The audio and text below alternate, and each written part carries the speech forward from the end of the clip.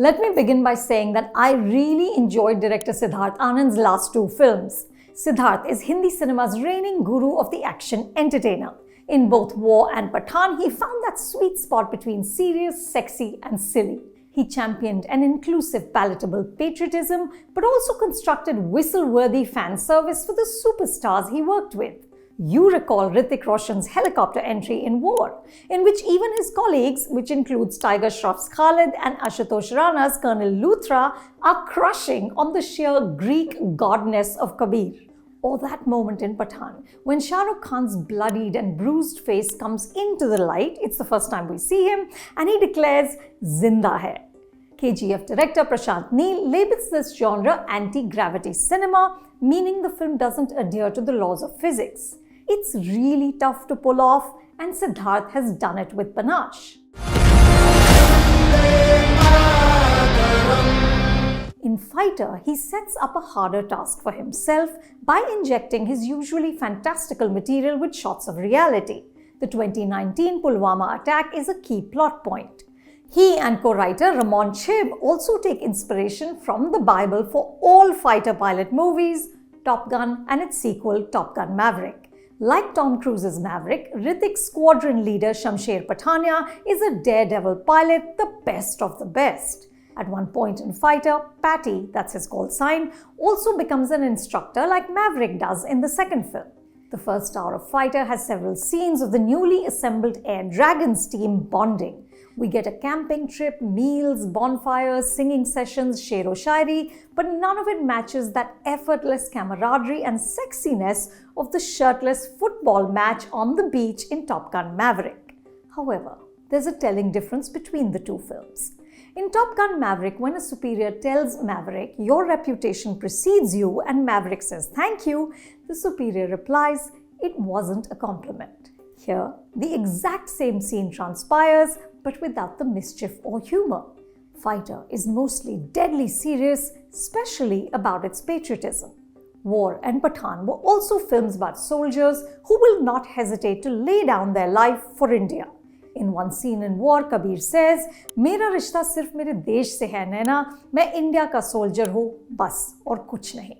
When Pathaan is asked if he's Muslim, he says, "I do not know what I am. All I know is that my country raised me." But with Fighter, Siddharth adopts a shriller tonality. In Top Gun Maverick, the enemy is never named. We're only told that the pilots are up against a rogue state and the target is a uranium enrichment plant which violates a NATO treaty. This doesn't reduce the thrill of the climactic battle. It's tense, dramatic, and when Maverick saves the day and saves his relationship with his foster son Rooster, we cheer and tear. Siddharth chooses to go in the opposite direction.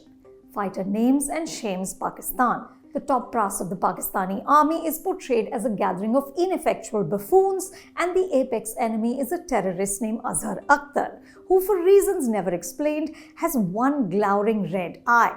In one scene, when he says Allah Hafiz to a suicide bomber, we get a close-up of this eye, just to underline that this is a monster. But just in case you still don't get how evil he is, Azhar gets to monologue about the things he did to an Indian soldier, including cutting his tongue off. Siddharth has never been one for subtlety, but this insistent, high-decibel nationalism ultimately damages his storytelling. The dialogue by Hussain Dalal and Abbas Dalal veers into preposterous, including one line about IOP or India occupied Pakistan. But the fatal flaw is the screenplay, also by Ramon, which begins on a sure-footed note with the character introductions and building up the group dynamics, but then buckles under the weight of the many threads it must weave together. There are backstories for Patty and Deepika Padukone's Minnie. The backstory for the friction between Patty and his superior Rocky, played by Anil Kapoor. Patty's existential crisis and the hesitant romance between Patty and Minnie. This is the best part of the film. Deepika and Hrithik, two of our most alluring stars, are also such capable actors that they imbue weight into the few scenes that they have together. There's also a running track which pushes via Minnie for women to soar as high as men. But the resolution of Minnie's story, which involves a Patty monologue, feels like it was tacked on from some other movie. And Siddharth isn't able to create that one stellar moment for Minnie in the climax like he did for Rubai with that Gatling gun in Pathaan. The writing also falters with Azhar, played by Rishabh Sahani. One character says about him with admiration, "Barood ko usse behtar koi nahi samajhta." And Azhar likes to say lines like, "Hindustan ki zameen hum unhi ke khoon se barbad karenge." But all this posturing and that red eye isn't enough to make him a worthy opponent. Azhar doesn't create the required dread. The character is so underwritten that it's hard to tell if Rishabh can act or can't act. The other baddie is a Pakistani Air Force pilot whose call sign is Red Nose. Of course, Red Nose wears surma and has a facial scar. There's also Anil Kapoor, who looks fabulously fit, but I wish he had more to do than growl dialogues like, "Let's get them, Patty," and Karan Singh Grover and Akshay Oberoi playing the token good Indian Muslim. Patty, of course, is a thing of beauty.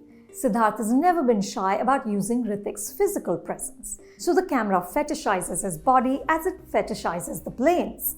Patty can reduce women to putty merely by saying please. Hrithik's glorious green eyes are put to good use, especially in the cockpit scenes. However, this is material that Hrithik can pull off even with those eyes closed. But he also strains to give Patty complexity and angst. There is a lovely moment in which he asks another character if she will be able to trust him again. There's so much vulnerability in his expression, his voice. But these moments are fleeting and they get flattened out by the sledgehammer storytelling. Obviously, Fighter can't match the aerial cinematography of Top Gun Maverick. Tom Cruise himself is a licensed pilot, and the other actors went through a 3-month flight course so that many of the sequences could be in camera and not green screen. The director, Joseph Kosinski, spent 15 months working with the US Navy to install 6 cameras in the cockpits of the F-18 planes. That is a tough act to follow. There are backdrops in Fighter that look obviously green screen, but the visuals, the DOP is Sachet Polos, and the visual effects have been done by Redefine and DNEG, aren't the fault line, the writing is. Because without the required emotional foundation, all those planes doing acrobatics in the sky becomes a slog. Fighter is high on Dazzle, but ultimately little sticks. The film feels hollow. You can watch Fighter at a theatre near you.